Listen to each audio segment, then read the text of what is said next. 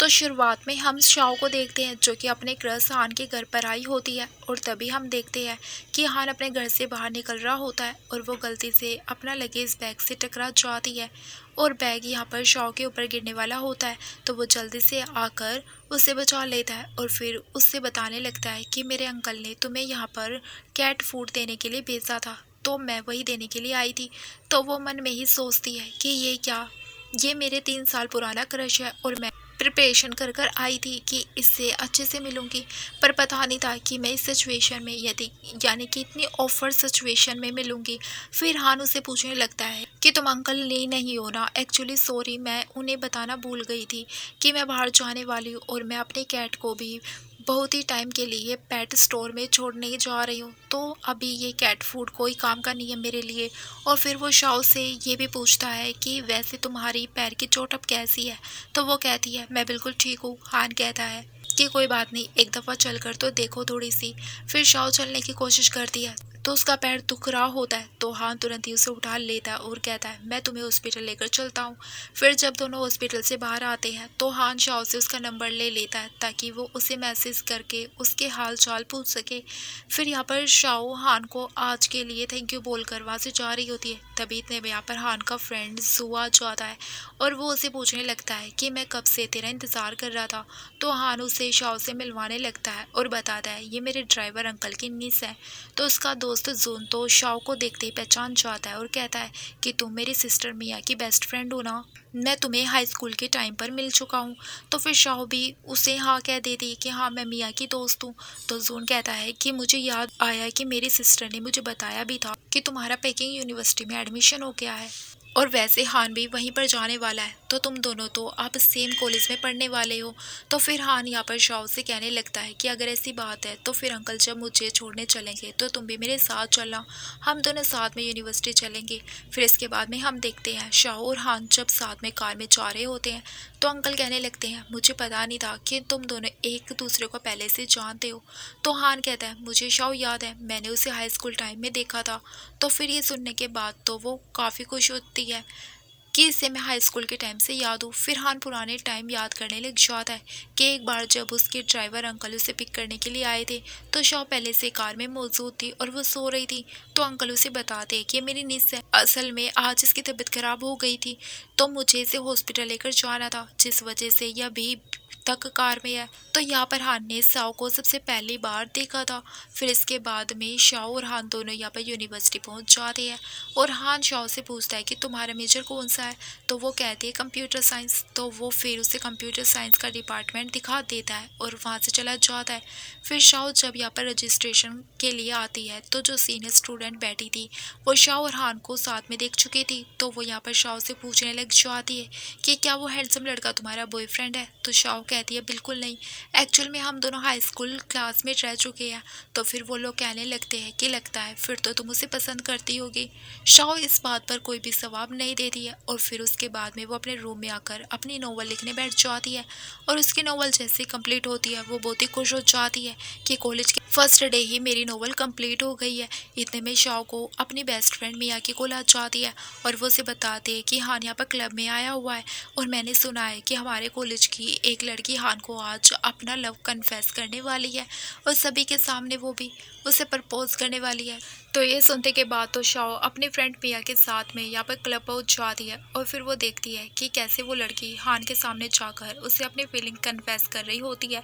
Shao upset हो जाती है और सोचती है कि कॉलेज के फर्स्ट डे ही मेरा अब ये सीक्रेट क्रश खत्म होने वाला है। वो बहुत ही अपसेट होकर यहाँ से जाने लगती है। तभी हान उसे देख लेता है और जल्दी से उसे रोकने के लिए बाहर आ जाता है और फिर उसे अपनी फीलिंग्स बताने लगता है कि मैं तुम्हें लाइक करता हूँ, सभी लोग इन लोगों को ही देख रहे होते हैं।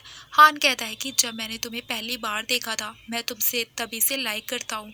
शाओ तो यहाँ पर बहुत ही हैरान हो जाती है और फिर वो अपनी पुरानी हाई स्कूल टाइम में चली जाती है जब उसका और हान का क्लास में एग्ज़ाम चल रहा था। तो शाओ की तबीयत बहुत ही ज़्यादा ख़राब थी। तब हान ने जल्दी से उठकर विंडो बंद की थी और फिर एग्ज़ाम ख़त्म होने के बाद में उसे जूस भी दिया था और उसे अपना ख्याल रखने के लिए भी बोला था। तो शाओ तो बहुत खुश थी। शाओ ये सब सोच रही थी पर फिर वो लड़की जिसने हान को अभी अपना लव कन्फेस किया था वो इसे बता देती है कि एक्चुअल में वो ट्रूथ एंड डेयर का गेम खेल रहे थे और उसे डेयर चुना था। तो इसकी वजह से वो बस गेम की शर्त को पूरा कर रहा था और ये कोई तुम्हें सच में लाइक नहीं करता है, तुम सपने मत देखना। शाओ तो ये सुनने के बाद अब सैड हो जाती है और सोचती है कि हाँ, आखिर वो मुझे कैसे लाइक कर सकता है। अब ये बाकी सभी कहने लग जाते हैं कि वैसे तो दोनों की जोड़ी बहुत ही ज़्यादा अच्छी लग रही है, तो वे लोग इन दोनों को चेयर करने लग जाते हैं कि शाओ हान को हाँ कह दे। पर शाओ तो समझ ही नहीं पा रही होती है। इतने में उसकी फ्रेंड मिया बताने लगती है कि शाओ तो पहले से ही किसी को पसंद करती है, तो तुम लोग ऐसा मत बोलो। तो शाओ के भी मन में आता है कि हाँ, अगर अभी इन सभी को पता लगेगा कि मैं भी हान को ही पसंद करती हूँ तो फिर ये कितना एम्बेरसिंग होगा। इसलिए वो भी कहती है हाँ, मैं किसी को पसंद करती हूँ, और वो जल्दी से यहाँ से अपनी फ्रेंड के साथ चली जाती है। हाँ तो अपसेट हो जाता है और उसके दोस्त यहाँ पर उससे कहने लगते हैं तो ऐसे अपसेट हो चुका है जैसे तो सच में उसे पसंद करता हो यार। फिर शाओ अपने ट्यूटर वाले पार्ट टाइम जॉब के लिए एक छोटे बच्चे के घर पर गई होती है, तो यहाँ पर उस बच्चे का डैड दरवाज़ा खोलता है और शाओ अंदर आकर बताने लगती है कि अपनी जॉब के बारे में। तो फिर वो कहता है कि उसकी वाइफ और उसका बेटा बाहर पिकनिक के लिए गए हैं, तो वे लोग अभी आते ही होंगे। साओ कहती है ठीक है, तो फिर मैं जाती हूँ यहाँ से। तो अंकल कहने लगते हैं देखो बाहर बहुत बारिश हो रही है, जिस वजह से तुम भीग जाओगी, तुम्हारी तबीयत खराब हो जाएगी, क्यों ना तुम अपनी ड्रेस चेंज कर लो। शाओ नहीं कहती है, लेकिन फिर भी वो आदमी ज़बरदस्ती शाओ को बाथरूम में तक भेज देता है। फिर हम देखते हैं कि वो अंकल तो ये सब कुछ चालाकी से कर रहे होते हैं, वो तो घर की लाइट्स ऑफ कर देते हैं। साओ समझ जाते हैं कि कुछ तो गड़बड़ है, तो वो तुरंत यहाँ पर हान को कॉल लगाने लगती है। तभी वो अंकल यहाँ पर बाथरूम का डोर चाबी से खोल लेते हैं और अंदर आते ही वो फिर उसका फ़ोन फेंक देते हैं और चिल्लाते हैं कि तुम्हारी हिम्मत कैसे हो। तो फिर यहाँ पर फिर वो उसे हरास करने की कोशिश करते हैं, तो शाओ हेल्प के लिए चिल्ला रही होती है और तभी हम देखते हैं कि शाओ ने किसी और को नहीं बल्कि हान को कॉल लगाया होता है। और वो जब कॉल पर की हेल्प की आवाज़ सुनता है तो शाओ की फ्रेंड मिया से पूछता है शाओ कहाँ गई होगी। तो फिर मिया बता दे कि वो तो ट्यूटर की जॉब के लिए गई है और एड्रेस भी बता देती है। तो हाँ तुरंत ही शाओ को बचाने के लिए वहाँ पर दरवाज़ा तोड़ते हुए घर के अंदर पहुँच जाता है और उस अंकल को खूब मारता है और शाओ को प्रोटेक्ट कर लेता है। यहाँ पर फिर पुलिस आकर उस अंकल को पकड़कर अरेस्ट कर ले जाती है। फिर हान यहाँ पर शाओ को फ़ोन देता है और उसकी फ्रेंड का फिर कॉल आ जाता है। तो शाओ अपनी फ्रेंड मिया से कहती है कि मेरी फिक्र मत करो, मैं ठीक हूँ, अब मैं ठीक हूँ अब। फिर मिया बताने लगती है कि अब तो डोर भी बंद हो चुका होगा। तो फिर वो शाओ का फ़ोन ले लेता है और उसकी दोस्त मिया से कहता है तो फिक्र मत करो, अब ये मेरे साथ रहेगी। शाओ तो यहाँ पर हान से कह रही होती है कि तुम मुझे होटल तक छोड़ दो, मैं होटल में रह लूँगी, लेकिन हान कहता है नहीं, ये सेफ़ नहीं होगा, तो आज के लिए तुम मेरे घर पर रहो। तो ये सुनकर तो वह हैरान हो जाती है और फिर उसके बाद में उसके साथ उसके घर पर जाती है। तो फिर यहाँ पर हान उसके लिए डिनर प्रिपेयर करके लाता है जिसमें उसने नूडल बनाए होते हैं। तो वो उसे खाते हुए आज के लिए थैंक यू बोल रही होती है की वजह से आज वो सेव हो पाई है। हान कहता है कि कुछ भी नहीं था, तुम्हें मुझे थैंक यू बोलने की ज़रूरत नहीं है क्योंकि हम दोनों फ्रेंड्स हैं। फिर शाओ फिर से हाई स्कूल टाइम की चीज़ें याद करने लगती है कि कैसे वो बस हान को दूर से देखा करती थी, उसे पसंद किया करती थी। फिर जब वो अपने फ्रेंड के साथ बास्केटबॉल मैच में हान को देख रही होती है तो इतने में यहाँ पर दूसरी लड़की आकर इन दोनों का मजाक उड़ाने लगती है और कहती है तुम लोगों ने सोचा भी कैसे लोगों को पसंद करेगा, उसने स्कूल की ब्यूटी तक को रिजेक्ट कर दिया था। शाओ भी सोचती है कि हाँ उसके पास तो लड़कियों की कमी नहीं है, वो थोड़ी ना मुझे नोटिस भी करने वाला है। फिर यहाँ पर फ्लैशबैक ख़त्म हो जाता है और हम देखते हैं मॉर्निंग में हान का दोस्त जून उससे मिलने आया होता है। हान उससे पूछता है कि तुम मेरे घर पर क्या कर रहे हो। तो फिर जून कहने लगता है कि मैंने सुना है। और फिर जून यहाँ पर शाओ के शूज़ को देख लेता है और पूछने लगता है अरे यार तेरे घर पर लड़कियों के शूज़ क्या कर रहे हैं कि कल तूने मेरी सिस्टर की बेस्ट फ्रेंड शाओ को अपना लव कन्फेस किया था, तो मैं यहाँ आया था कि क्या ये बात सच है। और इतने में शाओ यहाँ पर सोकर उठकर रूम से बाहर निकल आती है। तो जून तो हैरान हो जाता है उसे देखकर और कहने लगता है क्या तुम दोनों साथ में रह रहे हो। तो शाओ कहने लगती है ऐसा नहीं है। पर तभी बीच में हान अपने फ्रेंड जून से कहता है अभी तो देख जा यहाँ से। जून कहता है कि वैसे तो तुम दोनों को ज़्यादा ही फास्ट प्रोग्रेस कर रहे हो, लेकिन कोई बात नहीं, मैं तुम लोगों को डिस्टर्ब नहीं करूँगा, मैं जा रहा हूँ। ये सुनकर तो शाओ सोचती है कि नहीं, ऐसा अगर सभी को मिसअंडरस्टैंडिंग होने लगी कि हमारे बीच में कुछ चल रहा है तो फिर हान को गर्लफ्रेंड नहीं मिलने वाली है और मैं इसका कुछ भी नुकसान नहीं कराना चाहती हूँ। और ये सोचकर शाओ तुरंत ही जून को रोकती है और उसे बताने लगती है कि एक्चुअली में मैं यहाँ पर इसीलिए हूँ क्योंकि कल हान ने मेरी बहुत ही बड़ी हेल्प की है। तो जून कहने लग जाता है कि कौन सी हेल्प। फिर शाओ उसे पूरी स्टोरी बता देती है कि कल उसके साथ क्या क्या हुआ था और कैसे हान ने फिर आकर उसे बचा लिया था इन टाइम पर। तो फिर ये सब सुनने के बावजूद तो गुस्से में आ जाता है कि ऐसे कैसे वो मेरी सिस्टर की बेस्ट फ्रेंड के साथ ऐसी ही घटिया हरकत करने की कोशिश कर सकता है। रुको, अभी मैं उसे खुद मार कर आता हूँ, सबक सिखा कर आता हूँ। तो हान उसे रोक लेता है और कहता है कि पुलिस उसे ऑलरेडी लेके जा चुकी है यार, और उसे 15 दिन की जेल भी हो गई है। तो फिर इन लोगों को और गुस्सा आ जाता कि बस 15 दिन के बाद छूटने वाला वो घटिया इंसान। हान यहाँ शाओ को समझाने लगता है कि तुम अपने आप को प्रोटेक्ट कर कर रखना, उस बंदे से तुम दूर रहना, क्योंकि वो तुमसे बदला लेने की कोशिश कर सकता है, सोच सकता है। और फिर शाओ यहाँ पर हान का फ़ोन लेकर उसी बंदे के बारे में ऑनलाइन पोस्ट डाल देती है और सभी को उसके बारे में बता देती है, ताकि फिर सभी लोग जान जाए उस आदमी ने क्या घटिया हरकत की है। फिर हान का फ्रेंड इन दोनों को साथ में बात करने के लिए अकेला छोड़कर वहाँ से चला जाता है। इतने में शाओ को यहाँ पर अपनी फ्रेंड मिया की कॉल आ जाती है और वो उसकी फिक्र कर रही होती है कि वो रात भर बाहर थी। तो शाओ कहती है मेरी फिक्र मत करो, मैं अभी जल्दी आती हूँ और मैं ठीक हूँ। और फिर वो यहाँ पर हान से कहती है कि मिया कब से मेरा इंतज़ार कर रही है, तो मुझे अब जाना चाहिए। तो हान कहता है कि मैं तुम्हें यूनिवर्सिटी तक छोड़ देता हूँ। फिर वो उसे अपनी कार में जब छोड़ने जाता है तो यहाँ पर उसकी फ्रेंड मिया देख लेती है कि शाओ हान की कार से बाहर निकली है। तो वो काफ़ी हैरान हो जाती है और फिर उससे पूछने लग जाती है कि क्या तुम उसके घर पर रुकी थी, तुम दोनों का रिश्ता आगे कितना आगे तक बढ़ चुका है। तो शाओ कहती है तुम कुछ ऐसा मत बोलो, उसने बस कल मेरी मदद की थी, मुझे सेव किया था, इस वजह से मैं उसके घर पर रुकी थी, और बस हम दोनों तो बेस्ट फ्रेंड है और कुछ भी नहीं। मैन बात तो ये है कि वो किसी और को पसंद करता है। तो इसकी फ्रेंड कहती है क्या पता जिस लड़की को वो पसंद करता वो तुम ही हो। शाओ कहती है ऐसा कैसे हो सकता है। तो फिर मिया कहती है तुम इतना ज़्यादा मत सोचो, देखो अभी उसका बर्थडे आने वाला है, तो उसे बर्थडे गिफ्ट देने का प्लान करो, देखना वो तुम्हें ही पसंद करता होगा, और जब तुम उसे बर्थडे गिफ्ट दोगी तो फिर वो खुश हो जाएगा और इतना खुश होगा कि वो अपना लव ही तुमसे कन्फेस कर देगा। फिर शाओ इस बारे में सोचने लगती है कि हान को क्या बर्थडे गिफ्ट पसंद आएगा। फिर तभी उसे याद आ जाता है कि जब वो हान के घर पर थी तब टीवी में उसने अल्ट्रामैन देखा था। तो वो सोचती है चलो क्यों ना वैसे ये अल्ट्रामैन ही दे दूँ। तो फिर वो अल्ट्रामैन को ऑनलाइन सर्च करने लग जाती है, जिसके बाद उसे मालूम पड़ता है कि अल्ट्रामैन तो काफ़ी ज़्यादा महंगा है।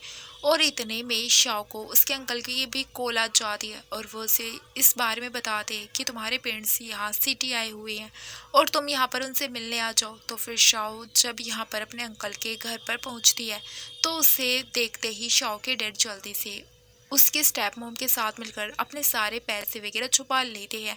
ये देखकर फिर अंकल उन्हें डांटने लग जाते कि तुम अपनी सगी बेटी के साथ किस तरह का बिहेव कर रहे हो, वो अभी यूनिवर्सिटी जा चुकी है तो तुम्हें कम से कम उसके खर्चे तो पूरे करने चाहिए, तुमने तो उसकी ट्यूशन फीस तक पे नहीं किया, आखिर तुम कैसे डैड हो कि तुम्हें अपने बेटे की ही फिक्र है।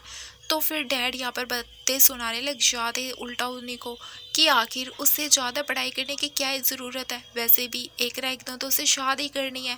फिर यहाँ पर शाओ की स्टेप मॉम जल्दी से उसके पास आकर अपने बच्चे का खर्चा गिनाने लग जाती है, कहती है देखो तुम्हारा भाई अभी तक छोटा है, अभी देखो उसके स्कूल में कितने पैसे जमा होने हैं, फिर उसका खाना पीना कपड़े स्कूल यूनिफॉर्म इतनी सारी चीज़ों के पैसे लगने वाले हैं, तो फिर हम तुम्हारे लिए पैसे कैसे दे सकते हैं। और अब तो तुम कॉलेज स्टूडेंट हो चुकी हो ना, तुम बड़ी हो चुकी हो, तो तुम थोड़ी ना हम पर डिपेंड रहोगी, तुम अपना खर्चा खुद से उठा सकती हो, तुम्हें तो स्कॉलरशिप भी मिलती होगी ना। तो फिर शाओ गुस्से में यहाँ पर अपनी स्टेप मॉम का हाथ दूर कर देती है, जिस बात पर उस डैड को गुस्सा आ जाता है और वो चिल्लाने लगते शौक के ऊपर कि किस तरह का एटीट्यूड दिखा रही हो तुम, तुम्हें तो स्कॉलरशिप के पैसे मिले होंगे ना, तो फिर तुम्हें घर पर भी थोड़े से पैसे तो देने चाहिए, तुमने सारे पैसे खर्च कर दिए। शाओ ने कुछ नहीं कह दिया तो फिर उसके डैड तुरंत ही उसे थप्पड़ मारने लग जाते हैं। तो फिर अंकल यहाँ पर शाओ के डैड को कहने लगते हैं तुम अपनी सगी बेटी को किस तरीके से ट्रीट कर रहे हो। तो फिर डैड यहाँ अंकल के ऊपर ही चिल्लाने लग जाते हैं कि मेरी सगी बेटी है तो क्या हुआ, कम से कम इससे बेहतर तो मेरा बेटा है। फिर इसके बाद में हम देखते हैं शाओ यहाँ से रोते हुए अपनी मोम की ग्रेव पर चली जाती है सीधा, और वहाँ पर बैठकर रोने लग जाती है और कहती है मोम आप मुझे छोड़कर क्यों ही चली गई। फिर दोस्तों फ्लैशबैक दिखाया जाता है कि शाओ की मोम घर पर आकर उसके डैड के ऊपर चिल्लाने लग जाती है और कह रही होती है कि यहाँ मैं तुम्हारे लिए इतने काम कर रही, इतने पैसे कमा रही हूँ और तुम बाहर जाकर मुझे उल्टा चीट कर रहे हो, यहाँ तक कि ये घर तक मेरे पैसों का है। तो फिर डैड तो यहाँ पर गुस्सा होकर घर छोड़कर चले जाते हैं। फिर हम देखते हैं शाओ की मैम शाओ की मोम नीचे बैठकर रोने लग जाती है। तभी शाओ आती है और वो अपनी मोम को आकर संभालती है। इसी के साथ में ये फ्लैशबैक यहीं ख़त्म हो जाता है और तभी यहाँ पर हान पहुंच जाता है और शाओ को टिश्यू पेपर देने लग जाता है। तो वो उसे देखकर पूछती है कि तुम यहाँ पर क्या कर रही हो। वो कहता है कि मैं अपने कैट को देखने आया था। फिर हम फ्लैशबैक में देखते हैं कि शाओ की तरह हान का भी चाइल्डहुड कुछ ज़्यादा अच्छा नहीं गुजरा होता है। फिर यहाँ पर शाओ कहती है कि चलो मैं तुम्हारी हेल्प कर देती हूँ कैट को ढूंढने में। फिर दोनों ही जब वो करके जा रहे होते हैं तो शाओ मन में सोचती है कि अच्छा मौका इसे पूछने का और ये पता लगाने का कि इसे बर्थडे गिफ्ट क्या चाहिए। तभी वो इसे अपने बर्थडे पार्टी में इन्वाइट कर देता है।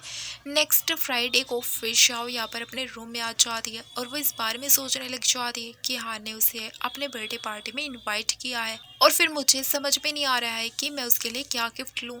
शाओ सोच रही होती है कि मेरे पास तो अभी तक इतने पैसे भी नहीं है कि मैं एक अच्छा सा गिफ्ट खरीद पाऊँ उसके लिए। फिर इतने में शाओ को यहाँ पर एक कॉल आ जाती है और उसे मालूम पड़ता है कि उसकी जो नॉवल लिखी गई थी उसके ऊपर उसे पैसे मिले। फिर शाओ जब यहाँ पर पैसे का अमाउंट देखती है तो वह हैरान हो जाती है कि उसके अपनी जो नॉवल है उस पर 10,000 मिले होते हैं।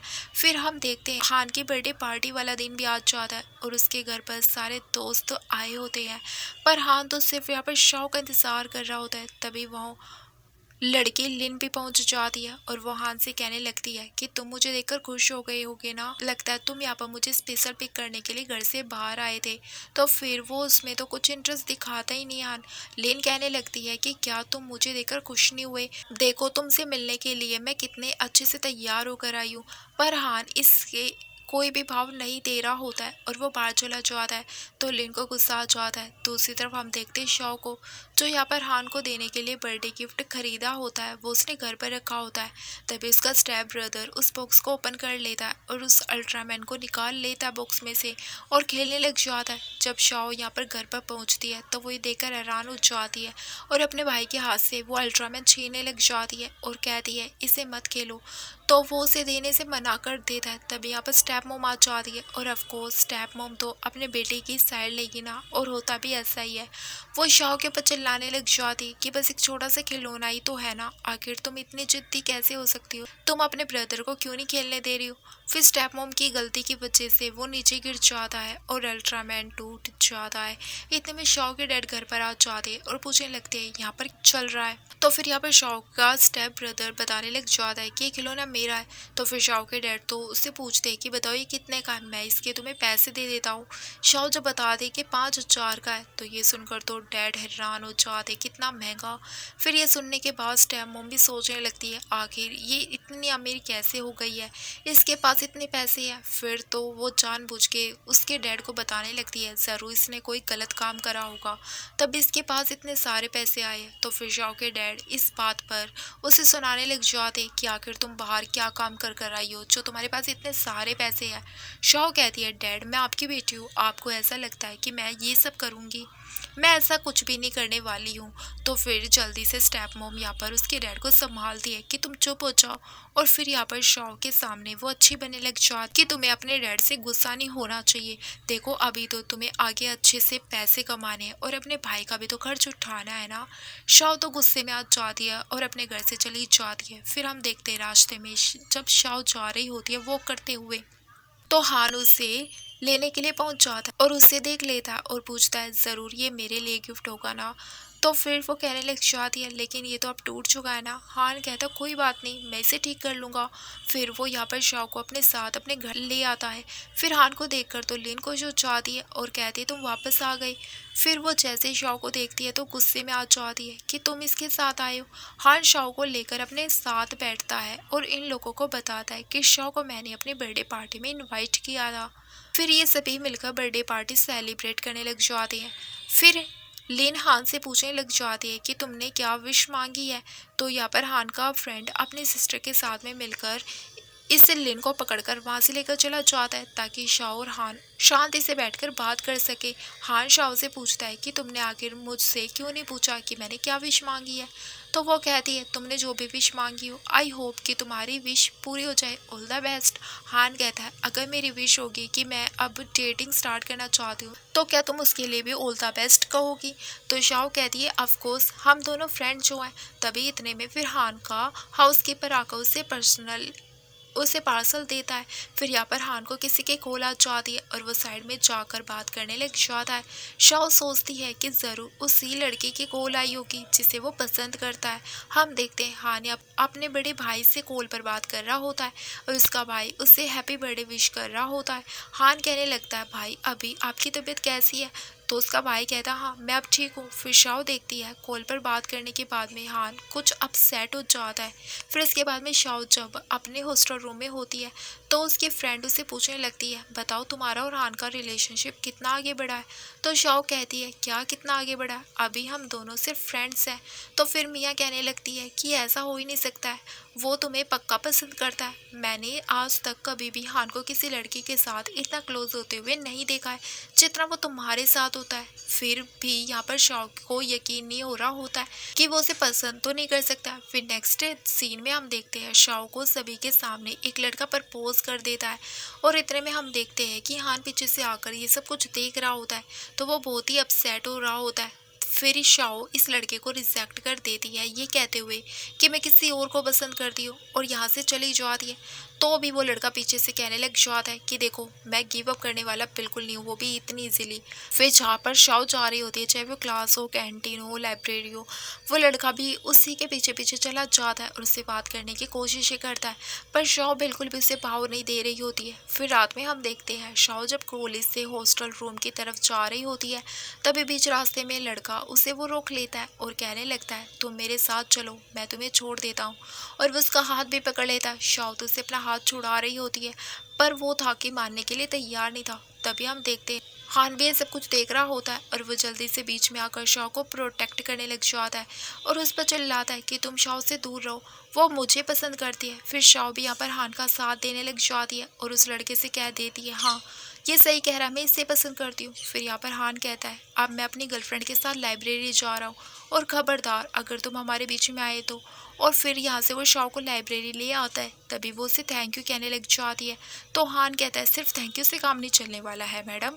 तो फिर शाओ पूछती है तुम्हें क्या चाहिए? हान कहता है क्यों ना हम दोनों एक डील करें, हम दोनों एक दूसरे को डेटिंग करने का प्रिटेंड करते हैं। ये सुनकर शाओ हैरान हो जाती है और कहती है तुम ये क्या कह रहे हो, मुझे मना मत करना क्योंकि मुझे भी तो कुछ इज्जत दो तुम, आखिर मैंने इतना सोच समझ के तुमसे पूछा होगा। शाओ भी सोचती है डेटिंग करने का प्रिटेंड करने में भी तो सेम डेटिंग करने वाली फीलिंग आएगी तो वो उसे हाँ बोल देती है। और फिर इसके बाद में जब दोनों लाइब्रेरी से बाहर आते हैं तो हान अपना हाथ दे रहा होता है और फिर उससे कह रहा होता आखिर तुम अब मेरी गर्लफ्रेंड हो तो हम दोनों हाथ तो पकड़ कर चल ही सकते हैं। तो वो सोचती है आज हम एक्टिंग में हाथ पकड़ रहे हैं तो कल को क्या किस पे करनी होगी।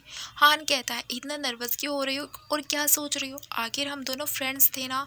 तो फिर ये उसका हाथ पकड़ लेती है और फिर जब दोनों हाथ पकड़ के साथ में जा रहे होते तो कुछ लड़कियां इन दोनों की फ़ोटो ले रही होती है। शाओ तो बहुत ही ज़्यादा खुश होती और सोचती है अगर ये सपना है तो मैं चाहती हूँ कि सपना कभी ना टूटे और मेरी नींद कभी ना खुले। और फिर हम देखते हैं जब ये दोनों साथ में हाथ पकड़ के जा रहे होते हैं तभी मियाँ इन दोनों को देख लेती है और कहने लगती है मुझे पहले से पता था कि तुम दोनों ज़रूर सीक्रेटली डेटिंग करने वाले हो। हान कह देता है कि शाओ थोड़ी लेट आने वाली है तो तुम दरवाज़ा खोल कर रखना। तो मियाँ कहती है अगर वो नहीं भी आएगी तो भी चलेगा यार, तुम दोनों अच्छे से टाइम स्पेंड करो। फिर यहाँ पर शाओ हान के साथ जाते हुए उसे पूछती है हम कहाँ जा रहे? तो वो कहता है हम अब दोनों के बीच में गर्लफ्रेंड और बॉयफ्रेंड का रिश्ता है तो फिर ऑफ कोर्स मैं तुम्हें अपनी फैमिली से मिलवाने के लिए लेकर जा रहा हूँ।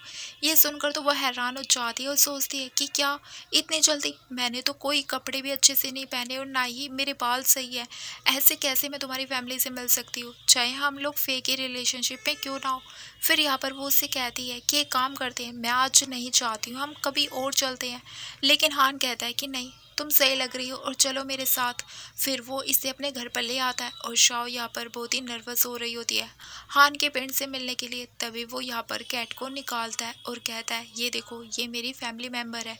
तो शाओ को यहाँ पर पता लगता है कि असल में वो उसकी फैमिली थी वो तो बड़ी खुश हो जाती है कि अच्छा हुआ ये बस कैट की बात कर रहा था।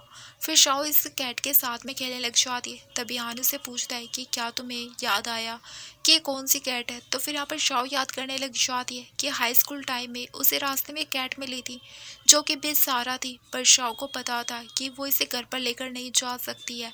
तो उसने उसे बस अपना स्कार्फ दे दिया था और विश करा था कि काश उसके पास कोई घर होता अच्छा सा।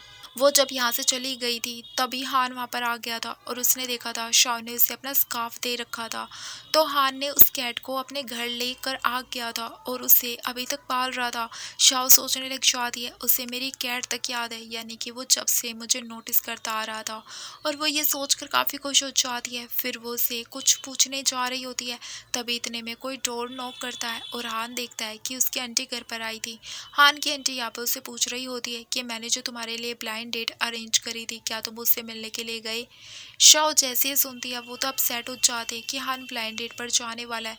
तभी हान आकर उसे बताने लगता है कि मेरी आंटी हमेशा मुझे ब्लाइंड डेट अरेंज करके देती रहती है, पर फिक्र मत करो मैंने कोई भी ब्लाइंड डेट अभी तक अटेंड नहीं किया है। तभी आंटी पूछती है कि ये लड़की कौन है। तो फिर हान बताने लगता है आंटी ये मेरी गर्लफ्रेंड है। ये सुनकर तो हान की आंटी खुश हो जाती है, कहती है कि तुम तो बड़े ही लकी निकले कि तुम्हें इतनी अच्छी गर्लफ्रेंड मिल गई। वो पूछने लगती है तुम दोनों ने कब डेट करनी स्टार्ट करी है। शाओ मन में सोचती है फाइनली अब मैं इसकी फैमिली से मिल रही हूँ। फिर वो बताने लगती है हेलो आंटी, और फिर वो हान की आंटी को बता रही होती है कि आज ही हम दोनों ने डेटिंग स्टार्ट करी है।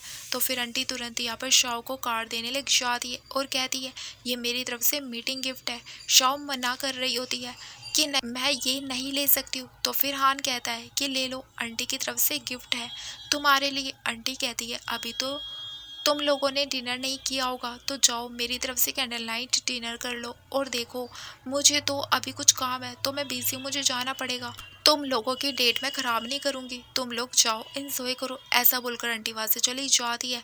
फिर शाओ यहाँ सोच रही होती है कि अब तो मीटिंग गिफ्ट भी मिल गया, आखिर ये रियल डेटिंग चल रही है या फिर फेक वाली, मुझे तो समझ ही नहीं आ रहा है। फिर इसके बाद में हान और शाओ साथ में रेस्टोरेंट में पहुंच जाते हैं डिनर करने के लिए। और तभी यहाँ पर हान खाना जब ऑर्डर कर रहा होता है तो वो ग्रीन ऑनियन डालने से मना कर देता है वेटर को। तो शाओ पूछते हैं क्या तुम्हें भी ग्रीन ऑनियन पसंद नहीं है।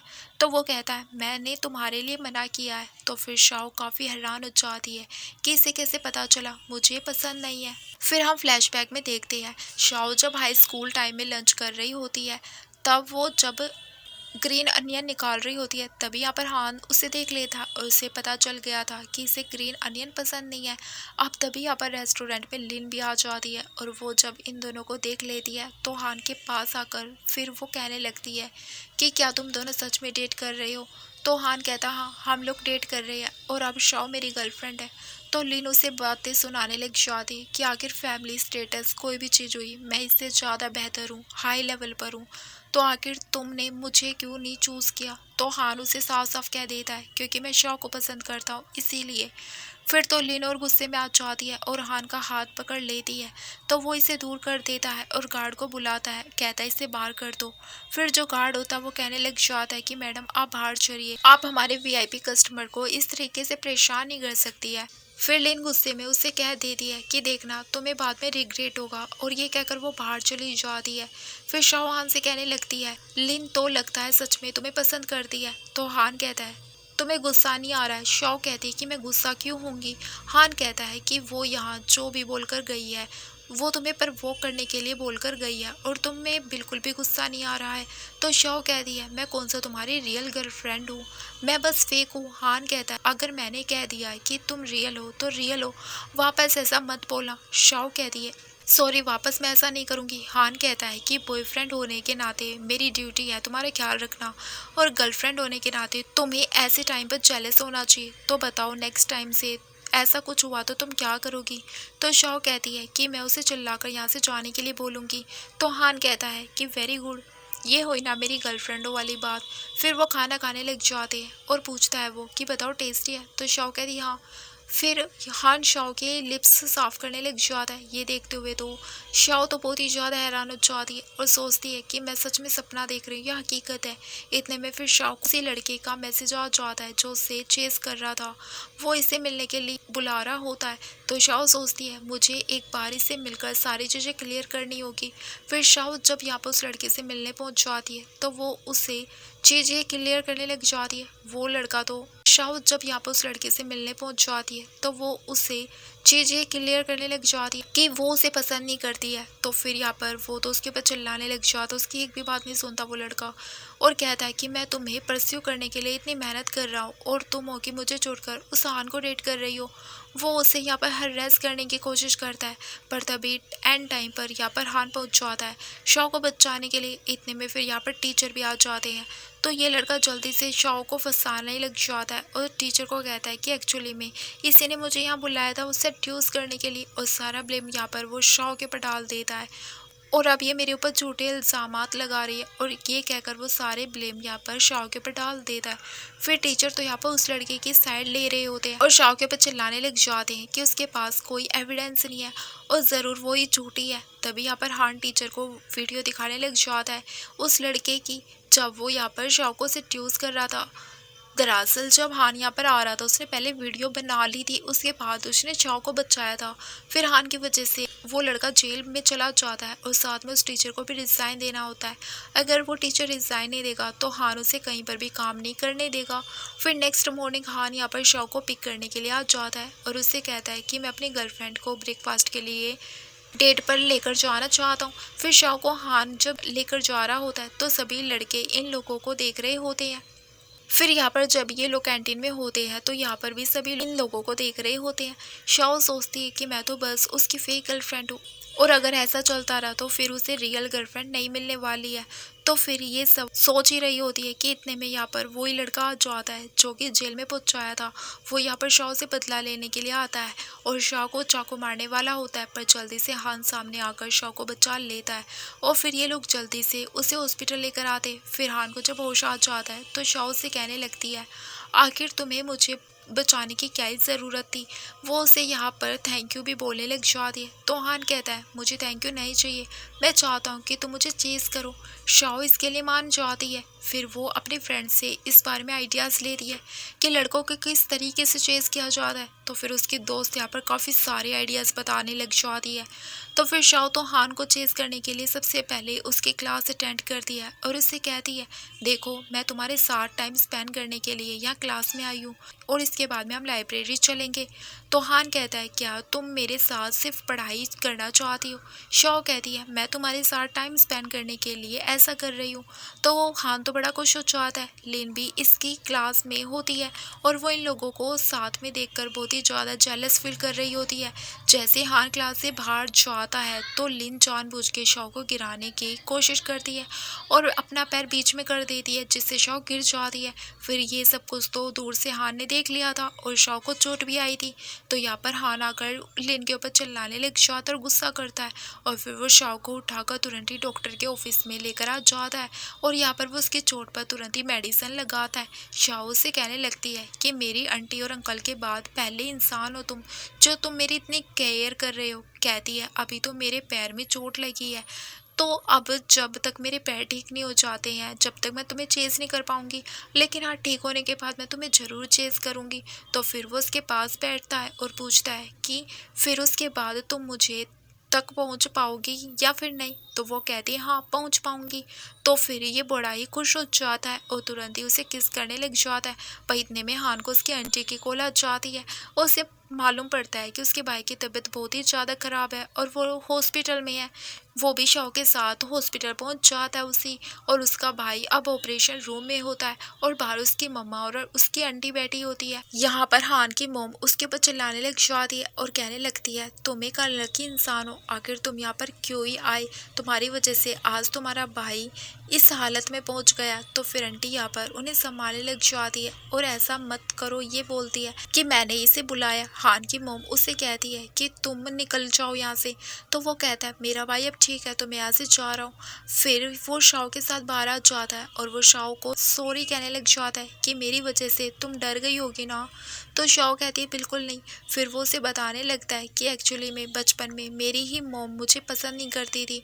असल में मेरी मोम ने मुझे पैदा इसीलिए किया था क्योंकि उन्हें मेरे भाई को ठीक करना था ताकि मैं अपने भाई को बोन मैरो डोनेट कर सकूं। लेकिन जब मैं पैदा हुआ तो मेरा बोन मैरो मेरे भाई से मैच नहीं हुआ, इसीलिए मेरी मोम और भी ज़्यादा अपसेट हो गई और फिर धीरे धीरे उनकी नाराज़गी नफ़रत में तब्दील हो गई। बचपन से ही वो सारा गुस्सा मेरे ऊपर ही निकालती आई है, तो ये कोई नई बात नहीं है। तो मुझे तो अब ऐसा लगता है कि शायद मुझे तो इस दुनिया में आना ही नहीं चाहिए था।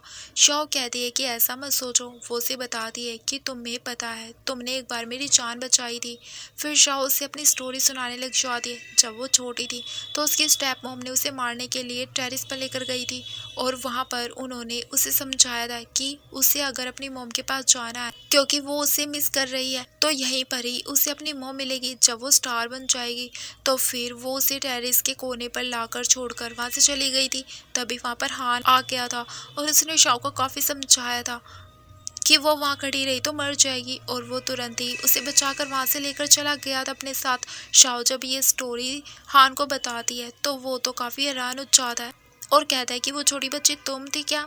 शाओ हान को ये भी बताती है कि एक्चुअली में मैं तुम्हें हाई स्कूल टाइम से लाइक करती आई हूँ और फिर वो उसे अपनी डायरी भी देती है जिसको पढ़ने के बाद हान तो बड़ा ही खुश हो जाता है। दूसरी तरफ हम देखते हैं यहाँ पर लिन को जो कि शाओ को सबक सिखाने के लिए एक आदमी के पास आई होती है और इसे पैसे दे रही होती है।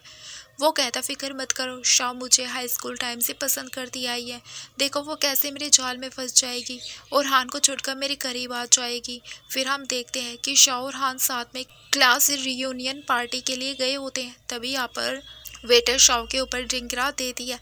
तो फिर वो इंसान कहता है कि तुम वॉशरूम में जाकर अपनी ड्रेस क्लीन कर लो। तभी शाओ वहाँ पहुँचती है तो वही बंदा वॉशरूम के बाहर शाओ का इंतजार कर रहा होता है और तभी यहाँ पर वो उसे कहने लग जाता है कि मैं अच्छी तरीके से जानता हूँ तो मुझे हाई स्कूल टाइम से पसंद करती थी लेकिन मैं ही तुम्हारी फीलिंग्स समझ नहीं पाया, लेकिन कोई बात नहीं अब मैं समझ रहा हूँ ना, तो तुम उस हान को छोड़कर मेरे पास आ जाओ। शाओ से दूर करती है अपने से और कहती है तुम बकवास क्या कर रहे हो, मैं तुम्हें कभी पसंद नहीं करती थी। तो वो कहता है झूठ मत बोलो लड़की, मैंने तुम्हारी डायरी पढ़ी है उसमें तुमने मेरे बारे में लिखा था तुम मुझे कितना ज़्यादा पसंद करती हो। शाओ कहती है वो तुम्हारे बारे में नहीं था लेकिन ये तो इंसान मारने के लिए तैयार ही नहीं था। पर तभी इतने में वहाँ पर हान पहुँच जाता है शाओ को बचाने के लिए। तो फिर यहाँ पर ये बंदा शाओ की बेइज्जती करने लग जाता है और हान से कहता है कि ये लड़की तुम्हें पसंद नहीं करती है इसीलिए इसे छोड़ दो, ये तो बस पैसों के लिए तुम्हारे साथ है, मैं सच कह रहा हूँ ये मुझे पसंद करती है। इसकी डायरी में भी इसने मेरे बारे में लिखा है और मैंने इसकी डायरी के सारे पेजेस को फ़ोटो क्लिक करके लीक कर दिया और अब सभी लोगों को पता चल जाएगा कि तुम्हें नहीं बल्कि मुझे पसंद करती है। तभी हान यहाँ पर इस पर चिल्लाता है और इसे बताता है कि उसने तुम्हारे बारे में नहीं बल्कि मेरे बारे में लिखा है, वो मुझे पसंद करती थी। और हान उसे यहाँ पर ये भी क्लियर कर देता है कि असल में मैं इसे पहले पसंद करता हूँ। फिर शाओ को यहाँ पर ये चीज़ पता लगती है अब कि ये मुझे हाई स्कूल टाइम से ही पसंद करता आ रहा है और जिसकी वजह से उसे स्कॉलरशिप मिली थी वो और कोई नहीं बल्कि हान ही है। फिर शाओ यहाँ पर हान को थैंक्स कहने लग जाती है। फिर हान उस लड़के के ऊपर चिल्लाता है और कहता है सच सच बताओ कि तुम्हें यहाँ पर किसने भेजा है। तो फिर वो इंसान लिन की सारी पोल खोल देता है कि उसी ने मुझे पैसे देकर ऑर्डर्स दिए थे। फिर हान जाके लिन से मिलता है और उसे पर चिल्लाता है कि उसने आखिर ऐसी हरकत करने की सोची भी कैसे।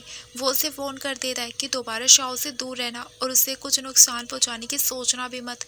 पर लिन थी जो कि मानने के लिए तैयार नहीं थी, वो तो बहुत ही गुस्सा हो जाती है। इसके बाद वो हान की मोम से मिलती है और उनसे कहती है आप अपने बड़े बेटे को बचाना चाहती है ना, जिसके लिए आपको बोन मैरो चाहिए वो मैं आपको दे सकती हूँ, मैं हान के साथ बेबी करूँगी और फिर जो बच्चा पैदा होगा उसका बोन मैरो मैं आपको दे दूंगी। हान की मोम को तो ये आइडिया पसंद आ जाता है और वो इसके लिए मान भी जाती है और फिर वो अपने बड़े बेटे की बर्थडे पार्टी में हान को भी बुला लेती है। और यहाँ पर इन लोगों का प्लान होता है कि लिन हान को ड्रग्स देकर उसे रूम में लेकर जाएगी, इसके साथ नाइट स्पेंड कर लेगी। लेकिन ये ऐसा कर ही रही होती है, लिन हान को रूम के अंदर लेकर भी चली जाती है। लेकिन तभी हान का बड़ा भाई वहाँ पर पहुँच जाता है और ये देख वो लिन के ऊपर चलाने लग जाता है कि तुम ये क्या कर रही हो मेरे भाई के साथ में। पर इतने में फिर वो व्हील चेयर से नीचे गिर जाता है और बेहोश हो जाता है। इसके बाद में वे सभी लोगों से हॉस्पिटल लेकर आते हैं। यहाँ पर भी हान की मोम तो सीधा ब्लेम कर रही होती है हान को कि उसके भाई की आज जो भी हालत है वो उसी की वजह से है, क्योंकि वो अनलकी है, उसके आने की वजह से सब कुछ हुआ है। तो आंटी कहती है कि तुम कैसे भूल रही हो कि तुम्ही ने इसे बर्थडे पार्टी में बुलाया था, वरना ये तो आने भी नहीं वाला था, और अब ऐसा बोल रही हो तुम इसे। तभी इतने में हान यहाँ बेहोश हो जाता है। फिर उसके बाद में शाओ यहाँ पर उसकी केयर कर रही होती है। तभी इतने में यहाँ पर हान की मोम पहुँच जाती है उसी रूम में, और वो इन दोनों को मनाने लगती है कि प्लीज़ तुम लोग शादी कर लो और फिर एक बेबी पैदा कर लो ताकि तुम्हारे भाई की जान बच सके। पर हान फिर इसके लिए मना करने लग जाता है कि आप प्लीज़ शाओ को फोर्स नहीं कर सकती। हान की मोम तो इस बात पर गुस्सा करने लग जाती कि तुम कैसे भाई हो। तभी हम देखते हैं हान का बड़ा भाई बाहर से सब कुछ सुन लेता है और उसे बहुत ही ज़्यादा बुरा लगता है कि उसकी वजह से बचपन से लेकर आज तक उसकी मोम उसके भाई को परेशान करती आई है। तो वो अपनी खुद की जान ले लेता है। और फिर डॉक्टर्स यहाँ पर हान के मोम को जब इस बारे में बताते हैं कि उनके बड़े बेटे ने अपनी खुद की जान ले ली है, तो उन्हें तो यकीन ही नहीं हो रहा होता है। और फिर हान का बड़ा भाई मारा जाता है और डॉक्टर्स उसे बचा भी नहीं पाते हैं। फिर मोम को यहाँ पर एक लेटर मिलता है और वो उसे पढ़ती है। हान के बड़े भाई ने हान की मोम को सॉरी लिखा होता है कि वो खुद अपनी जान ले रहा है। फिर अपने भाई की मौत के बाद तो यहाँ पर हान बेहोश हो जाता है, और जब उसे होश आता है तो यहाँ पर वो शाओ से कहने लगता है कि ज़रूर ये मैं सपना देख रहा था ना, मेरे भाई को कुछ नहीं हुआ ना। शाओ यहाँ पर उसे समझाने लगते हैं कि तुम्हें अपने आप को संभालना होगा। फिर यहाँ पर हान उसे कहने लगता है अब हमें ब्रेकअप कर लेना चाहिए। शाओ उसे कहती है कि तुम ऐसी बातें क्यों कर रहे हो। फिर हान कहता है मैं अच्छा नहीं हूँ और मैं खुशियाँ डिजर्व नहीं करता हूँ, मैं सच में बहुत ही अनलकी हूँ, सभी को मुझसे दूर रहना चाहिए। शाओ उसे समझाने लगती है कि ऐसा कुछ भी नहीं है और मैं तुम्हें छोड़कर कहीं नहीं जाने वाली हूँ। पर हान फिर भी गुस्सा करने लग जाता है और शाओ को जाने के लिए बोलता है। शाओ जब यहाँ से बाहर आती है तभी इसे यहाँ पर हान का फ्रेंड जून मिल जाता है और वो इसे बताता है कि लिन ने उसकी इमेज खराब करने के लिए उसके ऊपर नोवेल चोरी करने का इल्ज़ाम लगाया। फिर शाओ जब इस प्रॉब्लम में फंस जाती है तो हान उसकी मदद करता है और हान की मदद से शाओ अपनी इमेज क्लियर कर लेती है और इस मुसीबत से आसानी से बाहर आ जाती है। फिर लिन के बारे में सभी को भी पता चल जाता है कि वो जेलसी में आकर शाओ के साथ ये सब कुछ कर रही थी। तो सभी लोग यहाँ पर उसके बारे में बुरी बुरी बातें करने लग जाते हैं, उसे क्रिटिसाइज करने लग जाते हैं। लिन को गुस्सा आ जाता है। फिर इसके बाद में हान अपनी मोम के साथ अपने भाई की ग्रेव पर होता है और यहाँ पर उसकी मोम भी उससे कह रही होती है कि तुम अब घर चलो, अब तुम्हें ही मेरे साथ रहना होगा। पर हान नहीं मानता है कि मैं नहीं आने वाला हूँ। तो उसकी मोम कहती है कि ये तुम्हारा आखिरी मौका था। तब यहाँ पर गुंडे आकर हान को बेहोश कर देते हैं और उसे पकड़ कर ले जाते हैं। और फिर यहाँ पर लिन आ जाती है और कहने लगती है आंटी अब आप बिल्कुल फिक्र मत करो, मैं अभी से अच्छे से निपट लूँगी। और वो यहाँ से चली जाती है। फिर हान की मोम रोते हुए हान के भाई से कह रही होती है कि मैं तुम्हारा बदला लेकर रहूँगी बेटा। फिर हान को जब होश आता है तो वो देखता है कि लिन ने यहाँ पर उसको पकड़ रखा है, चीड़ से बांध रखा है रस्सियों से, और उसके ऊपर बम भी लगा रखा है उसे मारने के लिए। वो पूछता है कि आखिर तुम मेरे साथ क्या करने वाली हो। लिन कहती है कि तुम्हें दिख नहीं रहा है, यहाँ पर मैं तुम्हें मारने वाली हूँ। और फिर शाओ भी यहाँ पर जब हान को बचाने के लिए पहुँचती है तो लिन उसे भी नहीं छोड़ती है, वो उससे भी रस्सियों से बांध चुकी होती है और बम लगा चुकी होती है उसके ऊपर, और कहती है अब तुम दोनों साथ मारे जाओगे। फिर वो यहाँ हान की मोम के पास आ जाती है और कहती है आंटी अब आप फिक्र मत करो। फिर वो नंबर काउंट करने लग जाती है कि अब वो लोग मरने वाले हैं, पर तभी कुछ आवाज़ नहीं होती है। तो फिर ये सोचती है आखिर ये क्या हुआ है।